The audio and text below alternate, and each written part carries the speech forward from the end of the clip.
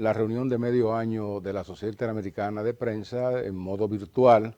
que reúne a los representantes de 1.400 periódicos de América Latina y también a expertos de muchas instituciones y de grandes empresas tecnológicas, abordó este problema, no solamente el de la libertad de prensa, es decir, dónde está siendo afectada, cuántos periodistas corren peligro, en cuántos lugares hay mucha censura, sino que la reunión abordó también otros aspectos fundamentales, es decir, los riesgos que tiene el periodismo, la empresa periodística como tal, en un mundo tecnológico, en fin, una reunión siempre provechosa y productiva. Ahora le vamos a presentar las conclusiones de todo lo que se discutió durante 3 días en esta reunión de medio año de la CIP. El martes pasado, al iniciar este relevamiento, decíamos, en referencia a la teoría que popularizó el ensayista Nassim Taleb,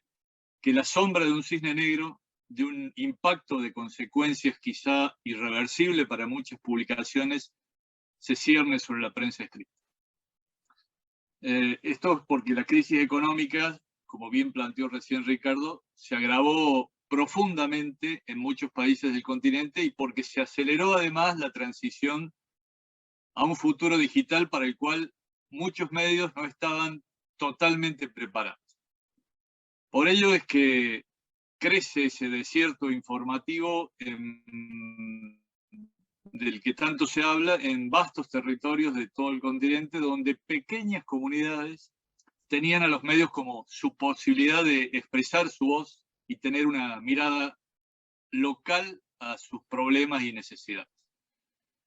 Decíamos también que en este contexto oscuro para la libertad de prensa, muchos gobiernos del continente no solo no buscan garantizar la sustentabilidad de la prensa, sino que aprovechan los estados de emergencia para acentuar sus presiones sobre medios y sobre periodistas. Nuestro deber, concluíamos, es aventar esas amenazas y procurar que sobre nuestras sociedades no se imponga el escenario adverso del cisne negro, sino el vuelo esperanzado de las palomas de la paz y de la libertad. Ahora bien, ¿qué surge de los informes que hemos escuchado en estos días? Bueno, por un lado, que tristemente no cesa la violencia estatal, la violencia del crimen organizado o en manifestaciones de protesta contra periodistas y medios de comunicación. En el semestre, lo decíamos el martes, 8 colegas fueron asesinados y otro permanece desaparecido en 5 países de Centro y Sudamérica. En Colombia siguen prescribiendo asesinatos de periodistas sin que se adopten medidas concretas para acelerar esas causas. Y hubo agresiones de diversa magnitud en al menos 12 países, en muchos casos, digamos, instigadas de modo directo o indirecto por gobernantes de derecha o de izquierda que no cesan de estigmatizar, de denigrar, de descalificar a quienes solo buscan ejercer el derecho a informar, a investigar, a opinar. Los intentos de coartar la libre expresión se expresan también en proyectos de ley, acciones administrativas y demandas, sentencias judiciales que violan estándares internacionales de derechos humanos, trabas injustificadas al acceso a la información pública, con el agravante, en la actual situación,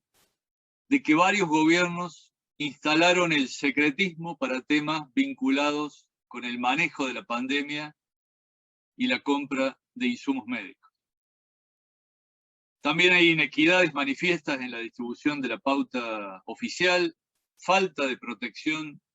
a periodistas que debieron realizar coberturas en situaciones de riesgo creciente. por cuestiones sanitarias o por protestas callejeras. Y se agregan presiones administrativas o fiscales contra medios críticos, retiro de licencias a emisoras de radio y TV sin fundamento alguno, o peor aún con el único argumento de que sus propietarios denuncian irregularidades del poder político. Cuando en octubre próximo nos volvamos a juntar, ojalá que sea de modo presencial, presentaremos, como decía Ricardo, la segunda edición de nuestro índice Chapultepec de libertad de expresión. Estás viendo Entre Periodistas.